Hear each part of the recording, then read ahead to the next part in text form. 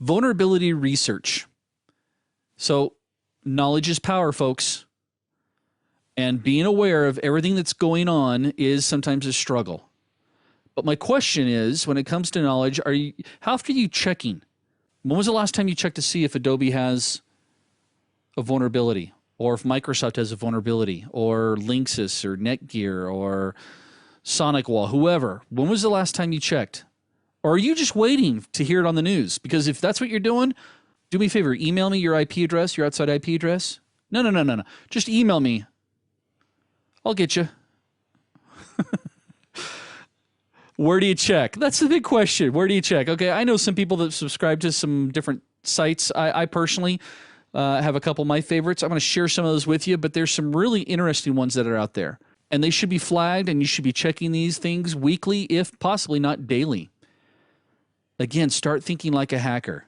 When you see things, and this is going to happen to you, happens to me all the time. I keep telling my wife, because she makes fun of the fact that I'm paranoid. And I said, hey, just because I don't see the black helicopters doesn't mean that they're not hovering above me. But you've got to start thinking, okay, hey, that's a cool piece of great example. And this is going to probably age this video a bit here, but they announced the release of the new iWatch. And I'm going through looking at what it can do, and I'm sitting there going, wonder, I'm thinking like a hacker, wonder what I could do. Or I just got my Raspberry Pi, and I was like, oh, I'm going to turn this into a dumb terminal for my kids so they get into a machine that I can control, and basically it's going to be a machine that reimages itself every 24 hours.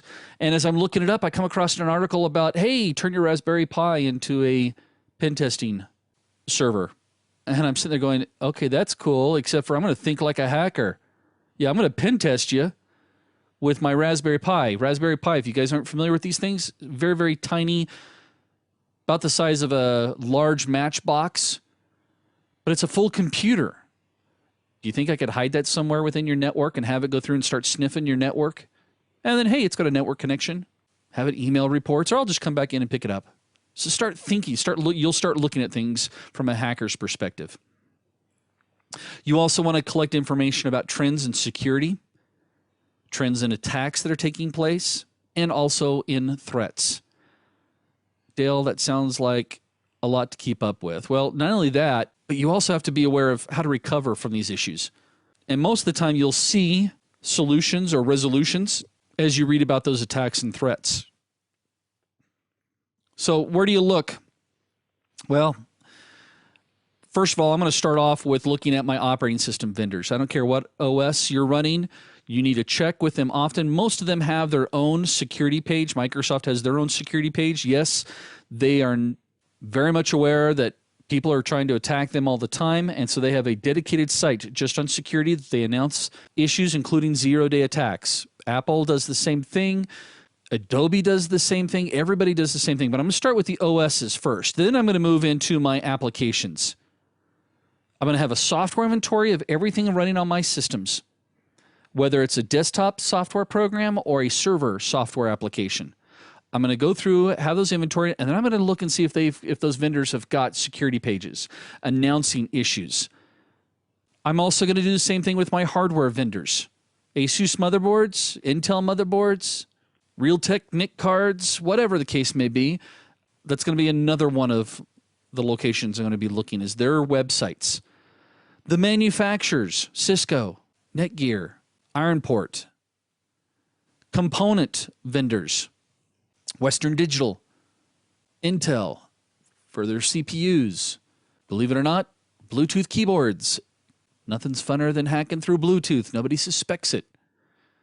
We're also going to check some other security-related sites and blogs. Now, these are some of my favorite, and you can definitely come up with your own list just by doing a little bit of Googling. But there's the hackerstorm.co.uk, great location. Also, EC Council has their own vulnerability site. It's actually called Code Red Center, but you can go to eccouncil.org and find it. Security Magazine. This particular site is kind of more focused towards higher end management, but a great resource for you to see what they're telling our executives. We have Security Focus. Security Focus actually has a vulnerability database that you can search. In fact, let's go take a look at it. So here's the Security Focus website. And you'll notice they show you the most current vulnerabilities up front. Looks like there's some stuff going on with Oracle Java right now. You can scroll down here and you can see vulnerabilities focused on Apple, IDS systems, wireless, honeypots, all kinds of stuff. But I'm going to come in here and look at a vulnerability because I'm just kind of concerned right now about, we'll pull up the vendor. And we'll say the vendor is Adobe. Let it update here. And we're going to say it's Acrobat. And we're going to select version 10.1.3. And here are the vulnerabilities. And you can drill in. We'll come in here into this Adobe Acrobat Reader. Looks like a remote heap-based buffer overflow vulnerability. Tells me who's vulnerable. What? Linux? That can't be. They have a discussion section here. Tells you what's going on so the attacker can exploit this issue. To execute arbitrary code in the context of the user running the infected application. Failed attempts will likely cause a denial of service condition, and they say the issue was previously covered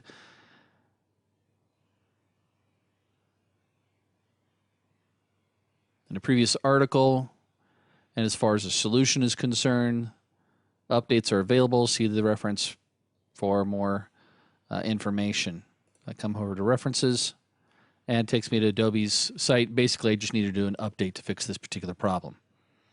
But if you guys go back and take a look at the vulnerabilities, if you search all of them, look at all the vendors. Dare I say a plethora of vendors? Oodles and oodles and oodles of them. Another one is blogs.windowssecurity.com. This is actually a really, really nice site. There's some really famous authors that have their own blogs on this particular site that talk about different security issues going on, current and past. And there's the hackersjournals.com website. And I'm a big fan. I actually subscribe to this one. It comes in my email every day. It's the zdnet.com/topics/security. This is the one today that I got a email talking about that we sometimes have machines that aren't actually hooked up to outside networks. We see this happen a lot in government and large organizations. These machines we refer to those as being air-gapped or air-gapping. So again, these machines are hooked onto the network, but they don't necessarily have network access, or internet access, I should say. The new vulnerability that was just released is a technique called bit whisper. Are you ready for this one? If the malware gets on, obviously, the machine that's hooked up, what happens is that typically we have our servers in a rack, right? And the server that's hooked to our network, as well as the internet, may be sitting right next to the server that is on our network only and not on the internet, or possibly even completely compartmentalized, but it's physically sitting next to it. This piece of malware, if you can get it on this, and of course the challenge is getting it on that second machine that's completely air-gapped. But if the malware is infected both machines, here it comes, it can actually use heat patterns. Yes, heat patterns as a data channel between the machines. Yeah, I'm talking about thermal heat coming off the machine. The malware can cause the CPU heat to rise and fall, and it interprets it, or the other machine interprets it as binary. It's really slow. It's like 8 bits per hour. But again, it's still quite fast. It's fast enough to grab passwords and text files over a period of time. Again, here comes that time issue.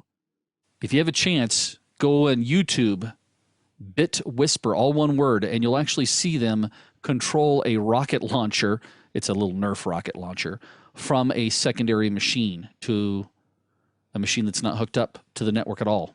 It is technically a proof of concept, but it's an amazing proof of concept. Let's see. How would I deter? The countermeasure would be to turn the CPU fan off.